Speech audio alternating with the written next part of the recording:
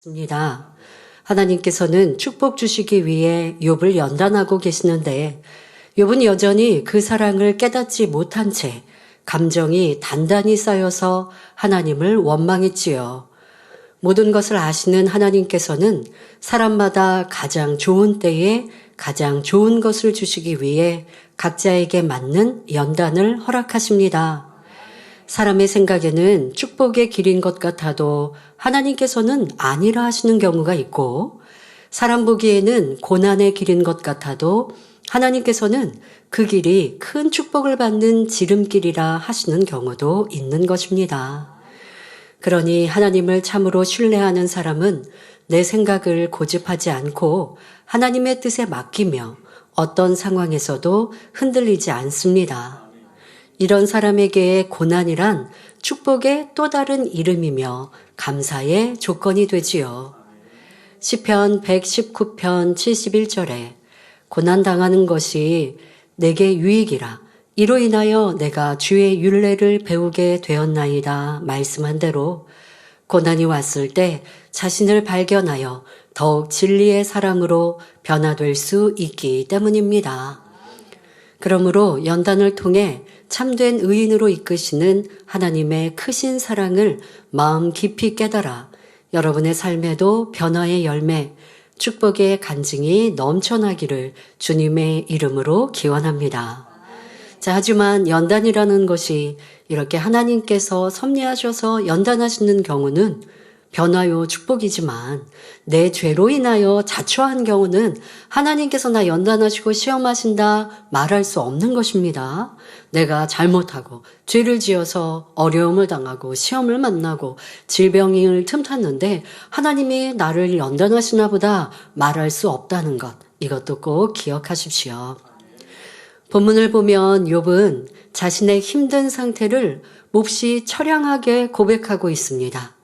욥기 30장 27절 28절에 내 마음이 어지러워서 쉬지 못하는구나.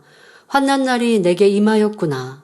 나는 햇볕에 쬐지 않고 거머진 살을 가지고 걸으며 공회 중에 서서 도움을 부르짖고 있느니라 말합니다. 욥은 환난 중에 있으므로 생각이 복잡하고 마음이 어지러웠습니다. 햇볕에 쬐지 않았는데도 살이 검어졌다는 것은 자신을 돌보아 줄 사람이 없으며 진물과 피고름으로 살이 썩고 더러워져 살이 검게 변했음을 나타내는 말입니다. 또한 공회 중에 서서 도움을 부르짖는다 했는데 여기서 공회란 사람들의 모임을 말합니다. 너무나 비참한 처지가 되어 대중 앞에 서서 도와달라고 구걸하는 욥의 심정이 얼마나 고통스럽겠습니까? 더구나 욥은 과거의 사람들로부터 많은 사랑과 섬김을 받으며 부귀영화를 누리던 사람이었습니다. 욥의 지혜와 지식이 얼마나 뛰어났는지 귀인들이라도 그의 말 한마디를 듣기 위해 그 앞에서 잠잠했다 했지요. 이렇게 무사람의 신뢰와 존경을 한몸에 받던 사람이 이제는 구차하게 변명하며 자신을 알아달라고 외치는 신세가 되었습니다. 하지만 자신에게 돌아오는 것은 위로와 사랑이 아니라 오히려 질타와 조롱뿐이니 욥이 받는 고통이 얼마나 컸을지 상상해 보시기 바랍니다. 여러분이 욥의 입장이 되어 말씀을 들을 때 그 심정을 잘 이해하고 헤아릴 수 있으며 깨우침의 은혜가 더할 것입니다. 그냥 욥이 그랬구나 하시면 절대 안 됩니다. 자, 여러분의 살아왔던 삶 중에 이렇게 가장 낮아지고 고통을 당하고 사람들이 나를 무시하고 업신 여겼을 때가 있으십니까? 그러니까 그런 고통을 좀 감정이입을 하시고 말씀을 들으셔야 돼요. 아, 그때 내가 진짜 너무 힘들고 괴로워서 내 입술에는 불평불만이 가득했고 만나는 사람마다 다 미웠고 싫었고 짜증스러웠고 나의 모습도 그렇지. 욥은 그럴만하다라고 여러분들 감정이입을 하시면서 그렇다고 해서 욥이 다 옳다는 것은 아니지만 욥의 이런 고통과 아픔이 같이 여러분들이 공감이 되셔야 그래야 지금 욥의 이 마음 깊은 악을 또 내게 있는 악을 깨우치고 발견할 수 있습니다. 자, 그런데 우리가 여기서 알아야 할 것은 힘들고 고통스럽다 해서 사람을 의존하는 것은 옳지 않다는 사실입니다. 하나님께서는 구하는 자에게 주신다 했고 찾는 자에게는 찾게 해주신다 했으며 두드리는 자에게 열어주신다고 말씀하셨습니다. 그러니 믿음이 있는 우리는 오직 하나님께 간구함으로 응답받고 문제를 해결받을 수 있어야 하지요. 욥이 사람에게 도움을 구하려고 하니 얼마나 손가락질 당하며 비참합니까?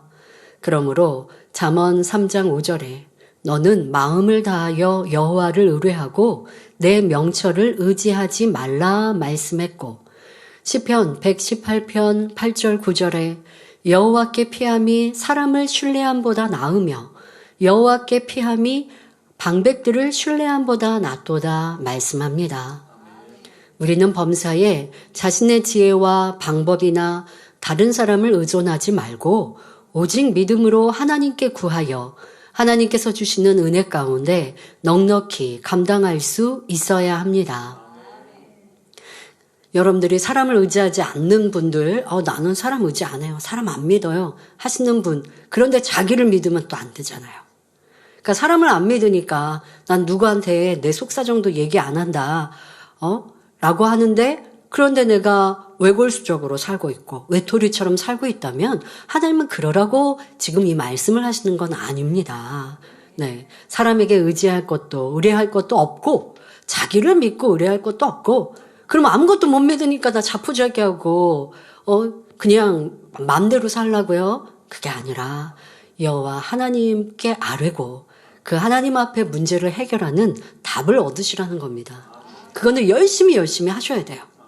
구하여도 하나님이 응답 안 해주십니다라고 욥처럼 말씀하지 마시고 이 진리 성경 안에는 왜 하나님이 응답하지 않으시는지도 다 답하고 있으니 열심히 여러분들이 이 성결의 복음으로 나를 발견하고 찾아서 구하는 것마다 응답 받으시고 그래서 행복하고 기쁘고 또 내 주변 사람의 도리의 어려움을 내가 들어주고 해결해 줄 수 있는 이런 큰 자가 되시면 좋겠습니다. 하나님께서는 믿음으로 하나님을 의뢰하는 자녀들을 기뻐하심으로 때를 따라 이른 비, 늦은 비로 멋지게 응답해 주십니다. 이렇게 한 번, 두 번 하나님의 은혜를 체험하다 보면 점점 믿음이 성장하여 모든 것을 전능자 하나님께 의지하여 응답받는 신앙인이 되어가는 것이지요. 우리 성도님들이 이러한 원칙을, 법칙을 잘 깨달으시길 바랍니다. 사람을 의뢰하고 의지하는 것이 아니라 또 나를 믿거나 아니면 나는 누구도 못 믿겠어 하고 힘들고 고통스럽게 사는 것이 아니라 여호와 하나님께 아뢰고 응답받는 이런 삶들, 내 삶에 정말 해결할 길이 없을 때 하나님께 겸비히 나아가 간구했더니 나를 내려놓고 겸손히 구하였더니 하나님이 응답해 주시는 걸 체험했을 때 이건 세상을 다 얻은 것 같거든요. 자, 그것이 한 번, 두 번 돼보세요. 그러면 이제 염려, 근심, 걱정 없이 살아갈 수 있고 하나님과 돈독한 신뢰관계로 살아가니 이 얼마나 평안하고 행복합니까? 자, 여러분들이 이런 신앙의 원칙과 법칙을 잘 깨달으시고 그런데 내가 신앙생활하거나 문제가 있을 때 하나님께 아뢰도 응답을 못 받는다면 주의 종님을 모시고 신방을 받아서 문제 해결을 받는 이러한 것도 또 지혜롭지요. 자, 그런데 여러분들이 해결해야 될, 여러분들이 하나님께 메어 달려야 될 거 하지 않고 능력의 종에게 기도만 받는다고 해결받는 것도 아닙니다. 지금처럼 여러분들이 하나님께 메어 달리시라고요. 메어 달리시고 내가 하나님께 기도하고 말씀으로 답을 찾는데 그런데 조금 잘 모르겠어요. 그럴 때 담당 주의조님들을 통해서 신방을 받고 말씀을 주시면 아멘하고 또 그것을 붙들고 기도하면 답이 오는 것이고 성령과 함께 문제를 풀어가는 습관을 가지셔야 되는데 내가 문제를 풀지 않고 자꾸 누군가에게 과외선 사람한테 도움만 이 주의종님들이나 주변에 상담만 받고 있으면 내 스스로 성장하지 못하는 이러한 성도들도 보지요. 그래서 여러분들이 우리가 주변에 의인들의 기도를 요청하고 기도를 받아서 도움을 받는 건 지혜롭습니다마는 내가 하나님과의 관계를 돈독히 하고 하나님께 두드리고 응답받는 이렇게 참 자녀의 관계를 잘 만들어 가시기를 바랍니다. 그런데 욥은 그러하지 못하고 사람들에게 열심히 구하였는데 사람들이 나를 들어주지 않고 알아주지 않으니 너무 힘들고 고통스러워서 그 힘듦을 지금 토설하고 있습니다. 이어지는 본문을 보면 욥은 자신에 대하여 아주 재미있는 표현을 합니다. 욥기 30장 29절에 나는 이리의 형제요 타조의 벗이로구나 했지요. 먼저 이리의 형제라 했는데 이리, 늑대는 어떤 동물입니까? 성질이 사납고 잔인하며 이리저리 눈치를 살피며 먹잇감을 노리고 빼앗고 훔치는 등 간악한 속성이 있습니다. 그래서 성경을 보면 이리는 거짓 예언자나 하나님을 대적하는 무리, 사도들을 박해하고 반대하는 사람에 비유되고 있습니다. 예를 들어 예수님께서는 70인의 제자를 두루 보내시면서 누가복음 10장 3절에 내가 너희를 보냄이 어린 양을 이리 가운데로 보냄과 같도다 말씀하셨지요. 또 사도 바울은 양떼를 미혹하는 거짓 선생을 이리에 비유하여 사도행전 20장 29절에 내가 떠난 후에 흉악한 이리가 너희에게 들어와서 그 양떼를 아끼지 아니할 것이라 말합니다. 그런데 욥은 본문에서 친구들을 이리에 비유하여 나는 이리의 형제라 말하고 있는 것입니다. 욥이 자기의 어려운 처지를 외쳤지만 친구들은 위로해 주지 않았고 오히려 비난하고 손가락질하며 조롱했습니다. 그러니 마음이 뒤틀린 욥은 친구들을 동물 중에서도 악한 이리에 비유하고 있는 것이지요. 선해요, 악해요? 악하죠. 네, 이런 모습들이 내게 있지는 않은가. 특히 여러분 가족 관계에서 내가 예를 들어 배우자에게 영 불편하니까 또 나쁜 표현들, 나쁜 단어들, 세상에서는 이제 욕을 하기도 하지만 꼭 욕이 아니어도 어떤 단어를 빌려 표현하는 표현들이 영 밉고 싫어서 하는 이런 표현들, 아니면 말을 돌려서 찌르는 말들을 하는 이런 모습들 참 악하죠. 지금 자기를 한탄하면서 또 더불어서 친구들을 나쁜 존재라고 욥은 지금 싸잡아 말하고 있습니다. 또 욥은 타조의 벗이라 했는데 이는 무슨 의미일까요? 성경에서 타조는 가증한 동물에 속하며 잔인하고 어리석은 동물로 표현되어 있습니다. 욥이 오죽하면 자신을 이런 타조의 벗이라 표현했겠습니까? 이는 모두에게 버림받은 자신의 외로운 처지를 비유한 것입니다. 자신은 이리의 형제요 타조의 벗밖에 될 수 없는, 즉 동물과 같이 가치 없는 자가 되었음을 탄식하며 안타까워하고 있는 것입니다. 이어지는 본문을 보면 욥기 30장 30절 31절에 내 가죽은 검어져서 떨어졌고 내 뼈는 열기로 하여 탔구나. 내 수금은 애곡성이 되고 내 피리는 애통성이 되었구나 말합니다. 욥의 피부가 검게 변하여 껍질이 벗겨지고 뼛속 깊이 아픈 상태임을 표현하고 있습니다. 육적으로 그리하지요. 이게 몸에서 진물이 나고 고름이 나고, 그러니까 피부병의 일종이죠. 그리고 또 터졌다가 다시 아물고 딱지가 졌다가 또 그러다 보면요, 이런 피부병이 생기면 피부의 이 색깔도 살갗도 검어지는 것 볼 수가 있는데요. 지금 이렇게 뼛속 깊이 내가 얼마나 고통을 당하고 있는가라는 것을 잘 표현하고 있습니다.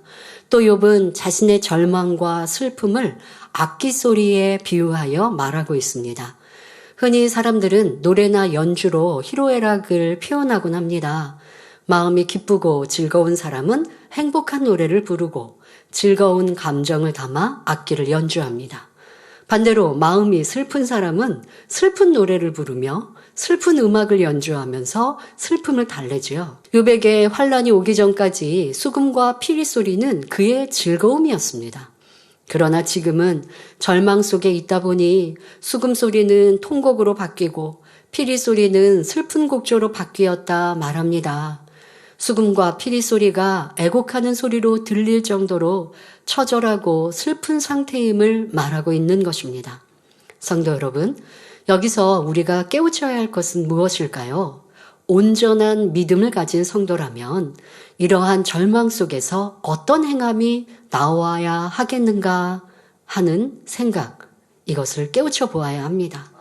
전능하신 하나님을 바라보며 기쁨으로 찬송하고 기도해야 합니다. 다니엘이 사자굴에 던져지고 그의 세 친구는 풀무불에 던져지는 시험이 왔을 때 조금도 절망하지 않고 오히려 하나님 앞에 감사함으로 털끝 하나 상하지 않는 놀라운 기적을 체험했습니다. 이처럼 어떤 상황에서도 하나님의 뜻을 쫓아 행하면 모든 것을 아시는 하나님께서 순간에도 역사하시며 피할 길을 주시고 합력하여 선을 이루어 주십니다. 오직 말씀에 순종하여 기뻐하고 감사하며 기도하는 것, 이것이 바로 문제 해결의 열쇠이지요.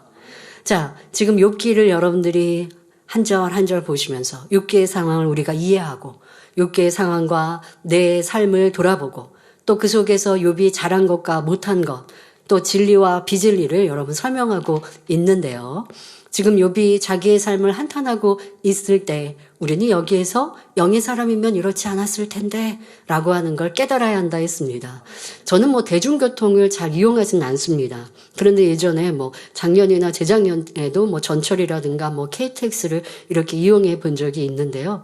그럴 때면 그냥 저도 이렇게 찬양을 듣거나 말씀을 듣는 이어폰을 통해서 이렇게 듣습니다. 그런데 가끔은 사람들을 이렇게 봅니다.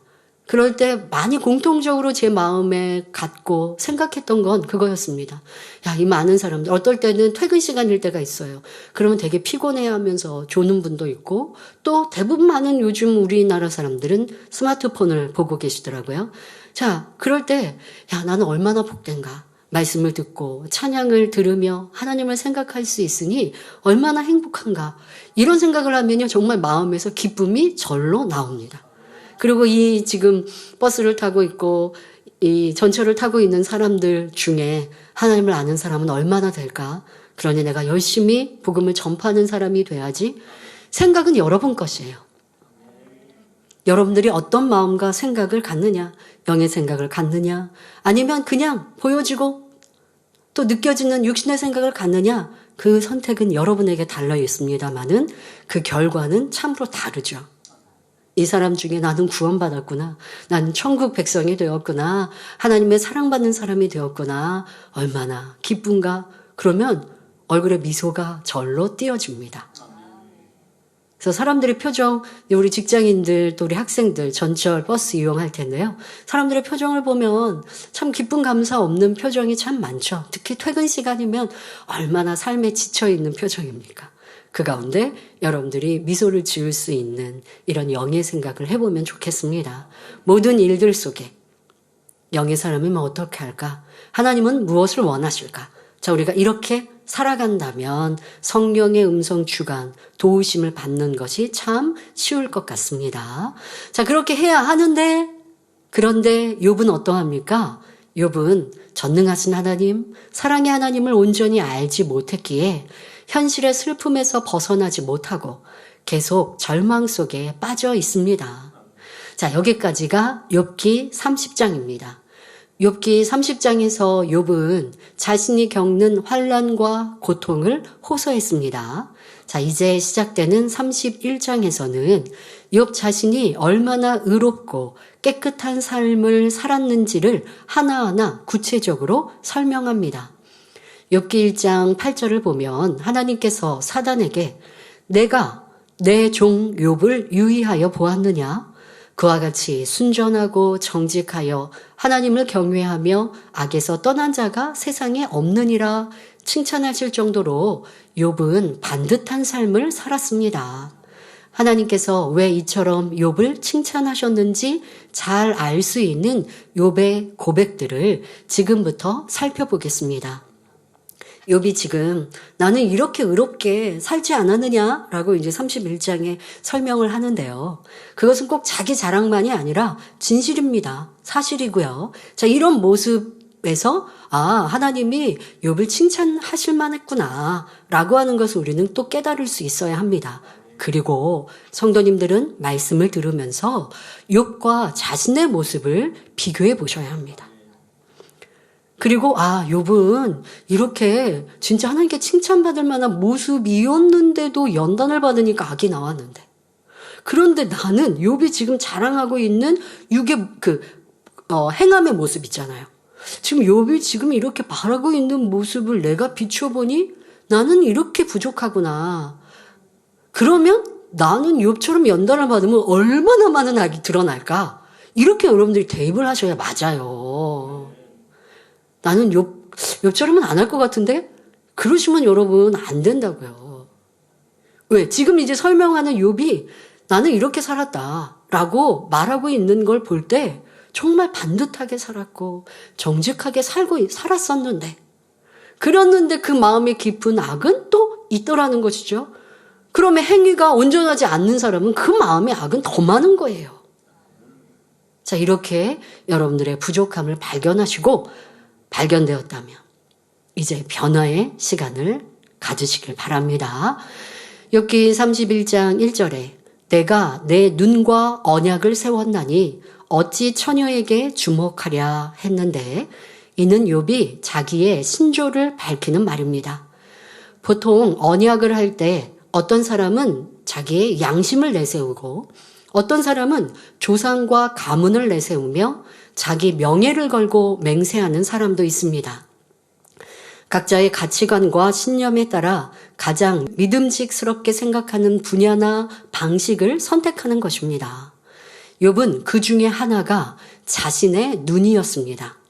그래서 눈과 언약을 세워 처녀에게 주목하지 않았다고 했는데 이는 무슨 의미일까요? 욥은 물질과 명예, 권세와 건강, 지혜와 지식 등 모든 것에 부족할 것이 없는 사람이었습니다.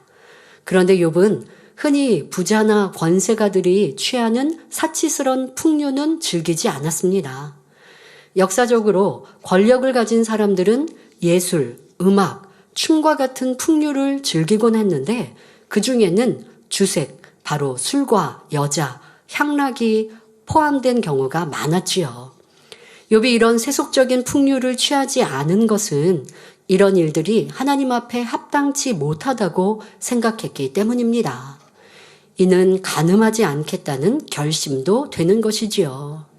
그만큼 욥의 마음은 깨끗하고 순결했습니다. 욥은 간음할 마음이 없었기 때문에 자신의 눈을 지켜 처녀에게 주목하지 않기로 스스로 언약을 세웠던 것입니다. 사람의 눈은 생각이 움직이는 대로 움직여지고 또 눈으로 보는 것이 생각으로 전달되며 마음에 담습니다. 눈으로 좋은 것을 보면 탐심이 일어나고 보지 말아야 할 것을 봄으로써 간음도 하게 되지요. 특히 오늘날은 많은 영상과 잡지 등의 매체를 통해 간음에 쉽게 물드는 경우가 많기 때문에 하나님의 자녀들은 이러한 것들을 주의해야 합니다. 간음을 행함으로 옮겨야만 죄가 아니죠. 마음에 생각에 갖는 것만도 간음이라 성경은 주님은 말씀하셨습니다. 그런데 요즘에는 이 영상으로 간음, 이런 나쁜 음란물들이 얼마나 많습니까? 그러면 나는 남녀간의 육체일은 행하지 않는데 그냥 이렇게 음란물을 보면서 그냥 내 이런 간음을 충족시킨다? 이거는 간음의 행함을 안 하기 위해서 충족하는 게 아니라 계속해서 내 눈과 내 마음을 간음으로 더럽히고 있는 거예요. 그러고서는 결코 간음이라는 이 속성을 버릴 수가 없는 것이죠. 세상 사람은 성인에게 자유다라고 말하겠지만 하나님의 자녀라면 간음의 이러한 죄성조차도 버려야 하는데 내가 보는 것, 듣는 것, 또 말하는 것, 세상 사람은 얼마나 음란한 얘기도 많이 합니까? 그런 것에 접하지 않을 때에 마음에 있는 간음도 버릴 수 있는 것이지요. 다윗 왕이 우리아의 아내 밧세바가 목욕하는 장면을 보았을 때 어떤 일이 일어났습니까? 안목의 정령이 일어났고 이를 차단하지 않고 받아들이니 저 여인을 취하고 싶다라는 육신의 정욕이 발동합니다. 그 결과 육체의 일, 그녀와 동침하였고 여인의 남편인 우리아를 전쟁터의 선두에 세워 죽이는 큰 죄를 범하였지요. 이로 인해 많은 연단을 자초하였습니다. 이처럼 사람은 눈으로 봄으로써 죄를 범하기 쉽습니다.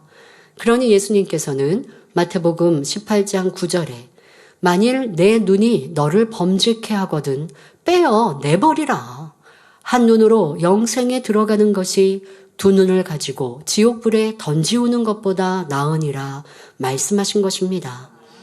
또한 마태복음 5장 28절에 나는 너희에게 이르노니 여자를 보고 음욕을 품는 자마다 마음에 이미 간음하였느니라 말씀하셨습니다.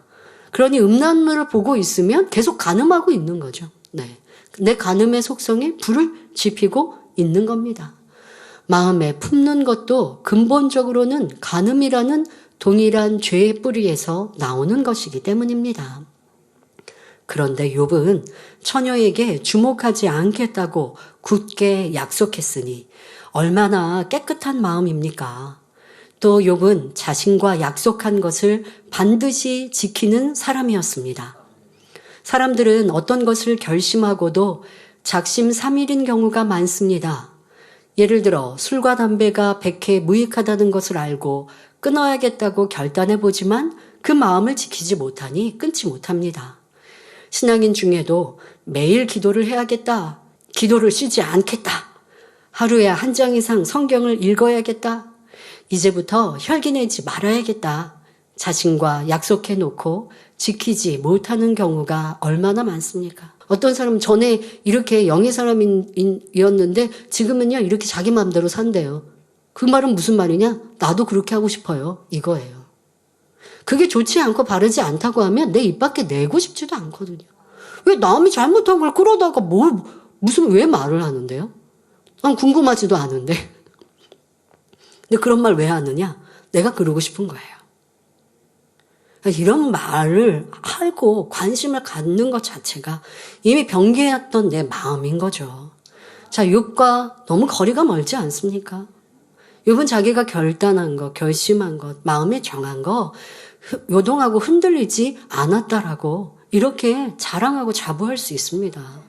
그런데 여러분들은 어떠했는지, 나는 은혜롭고 충만할 때 결단해놓고 은혜가 떨어지면 그리고 다시 내 맘대로 살고 그리고서 남의 핑계대고 이렇다 저렇다 하고 그냥 내가 죄송한 마음으로 그렇게 살아야 하는데 그게 아니라 도리어 내 목소리를 높이고 라고 한다면 이건 욥과는 너무 큰 차이가 있고, 그러면 그 마음 안에는 얼마나 내가 깨닫지 못하는 많은 악이 깊게 자리 잡고 있는지를 알아야 변화될 수 있는 것입니다.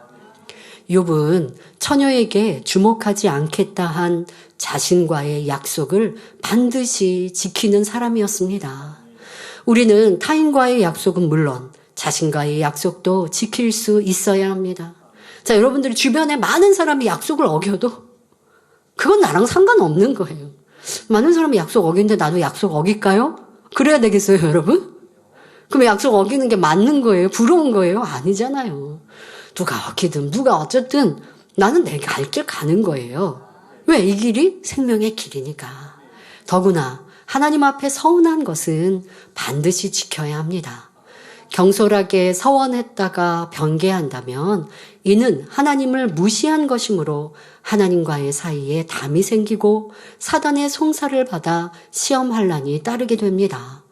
그러므로 성경을 보면 서원에 관한 경계의 말씀이 많이 나옵니다. 민수기 30장 2절에 사람이 여호와께 서원하였거나 마음을 제어하기로 서약하였거든 파약하지 말고 그 입에서 나온 대로 다 행할 것이니라 했고, 시편 15편 4절에 그 마음에 서원한 것은 해로울지라도 변치 아니하며 했습니다. 또 전도서 5장 6절에 내 입으로 내 육체를 범죄케 말라. 사자 앞에서 내가 서원한 것이 실수라고 말하지 말라. 어찌 하나님으로 내 말소리를 진노하사 내 손으로 한 것을 멸하시게 하랴 말씀했지요. 물론 하나님 앞에 서원을 지킬 때는 그만큼 특별한 하나님의 은총을 받을 수 있습니다. 그러니 충만할 때 서원한 거죠. 그런데 그 서원을 깨트리면서 변명하고 이유하는 건 더 죄에 죄를 쌓는 것입니다. 자, 그러나 함부로 서원하고 변개하는 것보다는 차라리 서원하지 않는 편이 낫다는 사실을 명심해야 하겠습니다. 자, 그런데 서원한 걸 깨트렸어요. 어겼어요. 뭐 어떻게 해야 할까요? 이제 다시 방법이 없잖아요. 그러면 더 열심히 신앙생활 하세요. 더 열심히 충성 봉사하세요. 내가 서운했는데 깨트렸습니다. 아버지 정말 죄송합니다. 이것은 제가 하나님을 업신이 여긴 거. 왜? 하나님과의 약속이었거든요. 하나님께 내가 약속한 거예요. 그런데 깨트렸으니 하나님께 거짓되게 행한 것 용서해 주옵소서 라는 마음으로 회개하고, 그리고 그 외에 하나님을 기쁘시게 하는 것들로 그 잘못과 이거를 여러분들이 빨리 회복하셔야죠.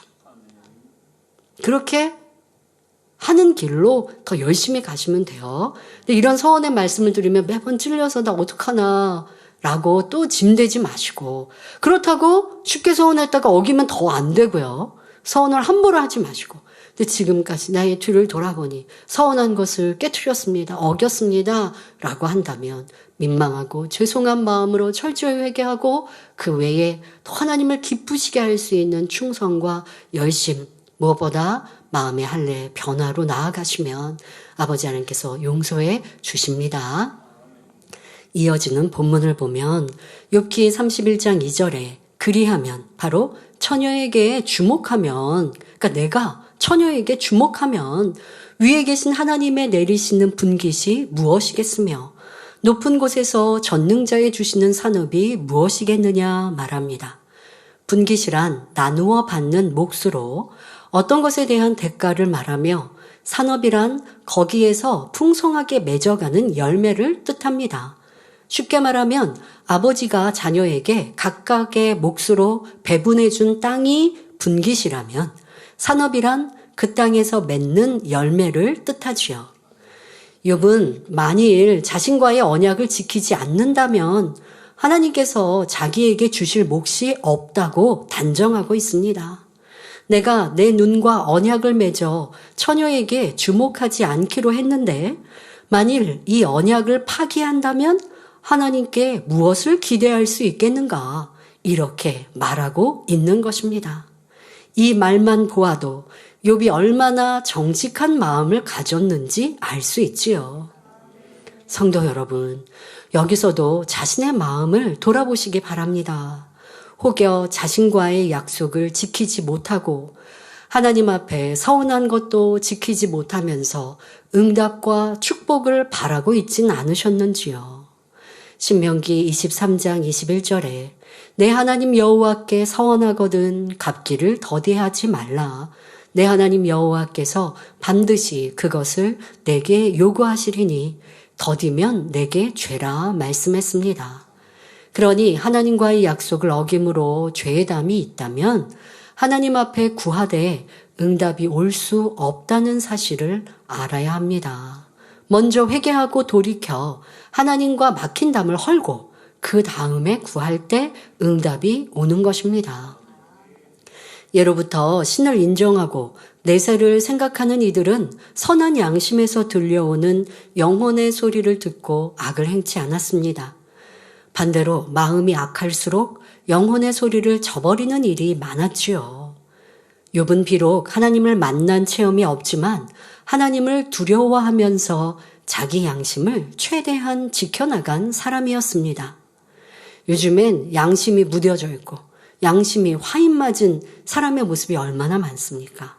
신앙인들 안에도 그러한 모습을 볼 수 있는데, 그런데 구약시대의 욥은 자신의 양심을 그대로 지켜 선을 쫓고 율법대로 지켜 행한 사람이었습니다. 자, 우리는 성령을 받았습니다. 성령을 받은 우리는 하나님의 자녀답게 마음에서 들려주시는 성령의 음성에 귀 기울여 항상 진리로 마음과 행실을 지켜나갈 수 있어야 하겠습니다. 이어지는 본문에 욥기 31장 3절 불의자에게는 환난이 아니겠느냐, 행악자에게는 재앙이 아니겠느냐 말합니다. 이 말 속에는 사람이 잘못하면 당연히 거기에 대한 대가를 받아야 한다는 욥의 신념이 담겨 있지요. 이 또한 욥의 정직성을 드러내는 말입니다. 욥은 혹여 자신이 잘못을 저질렀다 해도 이를 숨기려 하지 않고 당연히 대가를 치를 마음인 것입니다. 욥은 이렇게 좋은 마음을 갖고 있었기에 하나님께서 모든 재산과 자녀를 거두어 가셨을 때도 감사할 수 있었던 것입니다. 성경을 보면 다윗 왕도 이처럼 정직한 마음을 가졌던 것을 알 수 있지요. 다윗 왕은 밧세바를 취한 후 이 사실을 은폐하고자 괴계를 씁니다. 남편 우리아를 전쟁터 선봉에 서게 하여 적들의 손에 죽게 한 것이지요. 그런데 나단 선지자가 찾아와 이를 책망하며 앞으로 큰 연단이 따를 것을 말하자 다윗은 어떻게 했습니까? 즉시 내가 여호와께 죄를 범하였노라 회개했을 뿐 어떤 변명도 하지 않았습니다. 하나님 용서해 주세요. 피할 길을 두셔서 시험할 난을 당하지 않게 해주세요 라고 하지도 않았지요. 결국 다윗은 죄에 대한 보응으로 아들 압살롬에게 쫓겨다니며 백성 시므이에게 모욕을 당하는 등 엄청난 수치와 시험할 난을 겪게 됩니다. 하지만 이 모든 연단을 피하려 하지 않았고 감사함으로 묵묵히 받아나갑니다. 결국 이 연단을 통해 다윗은 하나님 앞에 더 온전한 마음으로 변화되어 이전보다 훌륭한 왕이 되었을 뿐 아니라 천국에서도 큰 자가 될 수 있었지요.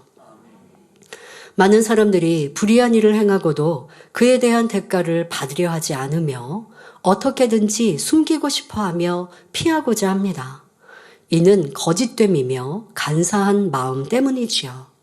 잘못이 있으면 철저히 회개하고 그에 따른 연단도 달게 받는 마음이라면 하나님을 인정하는 모습이며 이로 인해 악의 모양도 실어버린 바 되어 신속히 성결될 수 있습니다. 그러나 죄를 짓고도 자기 합리화와 변명 속에 자신을 감춘다면 이는 진정한 회개가 아니니 죄 용서도 받을 수 없지요. 권면을 받을 때도 그래야 합니다. 인정하는 듯 해요. 잘못했습니다. 그런데 잘못한 게 마음 중심으로 하는 게 아니에요. 그럴 때는 쉽게 나오는 게 변명이고 이유죠. 이런 상황들을 설명하는 건 참된 회개를 할 수 없는 것이죠. 다윗과 전혀 다른 모습입니다.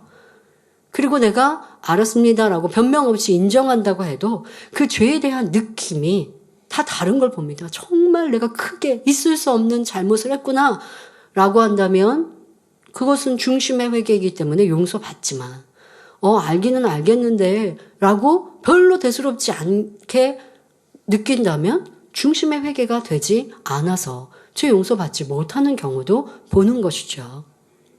여러분들이 내 회개는 어떠했고 누군가 권면을 해주시거나 지적을 받을 때에 내 마음은 어떠했는가. 이 다윗 왕과 같이 나를 겸비 내려놓고 아멘하는 모습이고 또 그 죄를 피하고 죄의 봉을 피하고자 하는 게 아니라 그것조차도 달게 감사히 받는 모습이라면 죄 없다 여김 받을 수 있다는 것입니다. 중심으로 회개했다면 죄의 보응이 온다 해도 슬퍼할 것이 아니라 감사합니다. 죄의 보응, 연단을 겸비함으로 받아 죄 없이 될 수 있으니 얼마나 감사한 일입니까? 이런 사람은 깨끗하고 정결한 주님의 마음으로 변화될 수 있는 것입니다. 여러분, 하얀 옷에 어떤 김치 국물 아니면 얼룩이 묻으면 그게 간단한 거라면 빨리 빨면 없어질 수 있어요. 그런데 이렇게 검은 잉크가 묻었는데 시간이 많이 지났습니다. 그리고 그것을 색깔을 깨끗하게 하려면 참 여러 수고가 필요하겠죠. 세제도 필요하겠고 아니면 어떤 약품 처리도 필요하겠고 또 물이라든가 손으로 이렇게 비벼야 되는 수고도 많이 필요합니다. 그런데 옷감이 깨끗한 옷감일수록 이게 이 얼룩은 남는 것을 봅니다. 그러니까 이 색깔은 빠졌어도 검은 색깔은 빠졌어도 그게 얼룩같이 남는 경우가 있죠.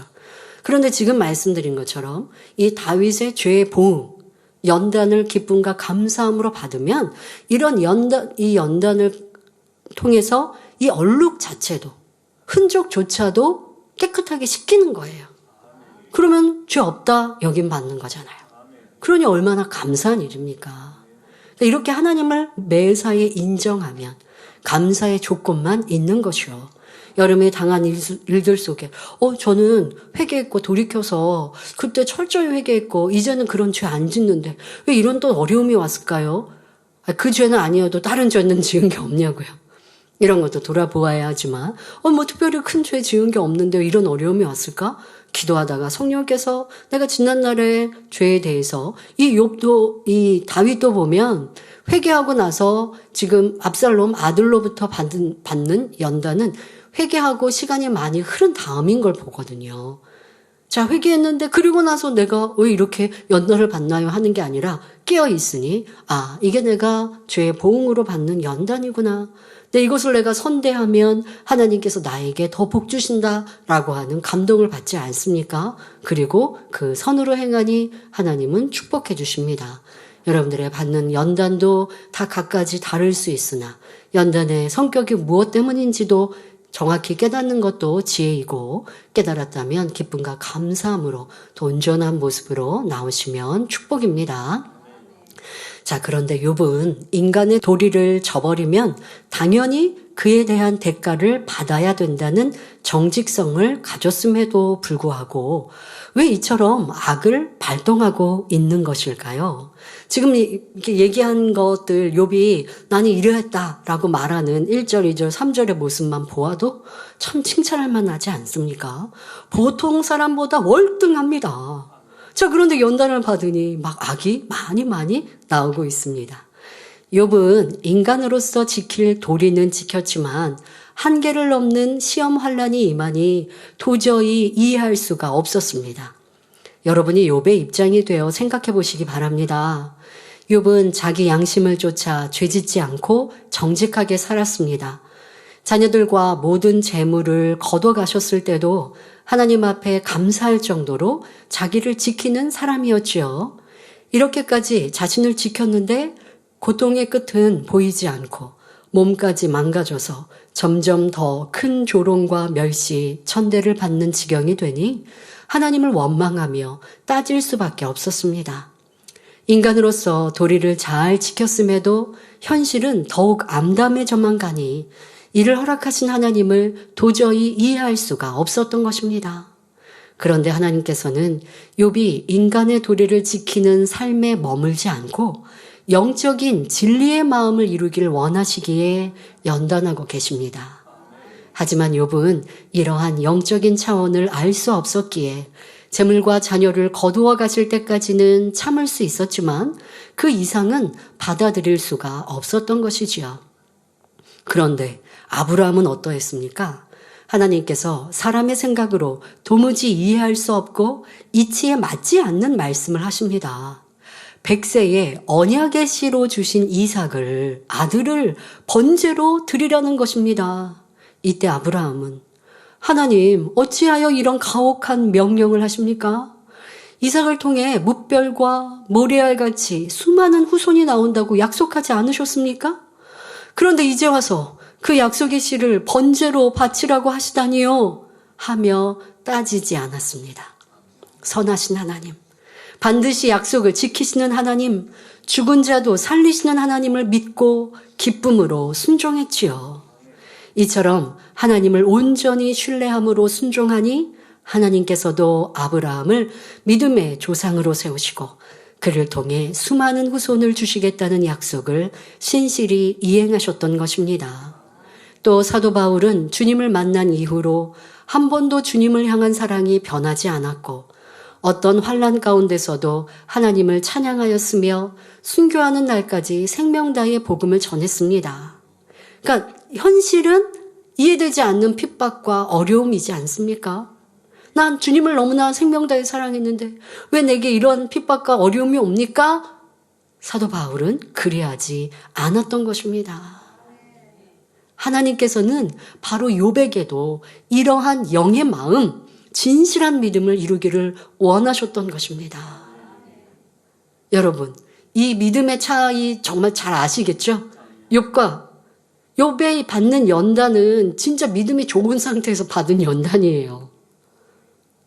자, 그런데 연단이 필요했던 것은 욥의 아무리 믿음이 신앙이 좋았어도 지금 설명한 믿음의 선진들, 지금 뭐 아브라함과 사도 바울뿐 아니죠. 다니엘 세 친구, 이런 분들에 비하면 차이가 크다는 것입니다. 성도 여러분, 욥과 여러분의 마음을 비교해 보셨습니까? 우리는 자녀들과 전 재산을 잃었어도 감사를 잃지 않고 하나님께 경배했던 욥의 마음을 배우되, 그 이상의 연단이 왔을 때는 참지 못하고 원망하는 마음은 본받지 말아야 합니다. 하나님께서는 자녀들이 시험 환난 가운데서도 기뻐하고 감사하며 자기의 모든 것, 심지어 목숨을 잃을지라도 참으로 하나님을 신뢰할 수 있는 진실한 신앙을 소유하기를 원하십니다. 우리가 간사함과 변개함을 온전히 벗어버리고 진실한 마음을 이루면 죽음도 두려워하지 않으며 어떤 상황에서도 하나님 앞에 감사할 수 있습니다. 욥은 능히 이러한 진실함을 이룰 수 있는 그릇이기 때문에 하나님께서는 그를 연단해서라도 악을 빼내게 하시는 것입니다. 그러므로 우리도 욥의 모습을 거울 삼아 자신을 발견하고 어떤 연단도 기쁨과 감사함으로 이길 수 있는 진실한 마음을 이루어야 하겠습니다. 결론을 말씀드립니다. 사랑하는 성도 여러분, 하나님께서는 아무 이유 없이 고난을 주시는 분이 아닙니다. 욥의 말을 하나하나 영적으로 분별해 보면 욥이 왜 시험을 받을 수밖에 없었는지 알 수 있었지요. 하나님께서 욥을 순전하고 정직하다 칭찬하셨던 것은 성령시대가 아닌 구약시대의 욥이 하나님을 경외하여 행위적으로는 흠잡을 것이 없을 정도로 바르게 살았기 때문입니다. 그러나 하나님께서 우리에게 원하시는 수준은 행위만 깨끗한 것이 아니라 생각과 마음 안에 악과 거짓, 변개함이 조금도 없는 영의 마음, 더 나아가 선과 사랑이 가득 채워진 온영의 마음입니다. 욥이 이러한 마음을 이루기 위해서는 자기 한계를 넘는 시험을 통해 본성 속의 악까지 발견하여 버려야 했기에 하나님께서는 사단의 송사를 받아주신 것입니다. 하나님께서는 많은 자녀들이 하나님 마음을 닮은 온영의 열매로 나오기를 고대하고 계십니다. 그리고 성경을 통해 그 방법을 알려주셨지요. 히브리서 10장 22절에 우리가 마음의 뿌림을 받아 양심의 악을 깨닫고 몸을 맑은 물로 씻었으니 참 마음과 온전한 믿음으로 하나님께 나아가자 말씀하십니다. 그러므로 말씀과 기도로 양심의 악과 본성의 악까지 발견하여 버리고 오직 진리와 선으로만 채워진 참 마음과 온전한 믿음을 이루어 아버지 하나님의 큰 기쁨이 되시기를 주님의 이름으로 축원합니다.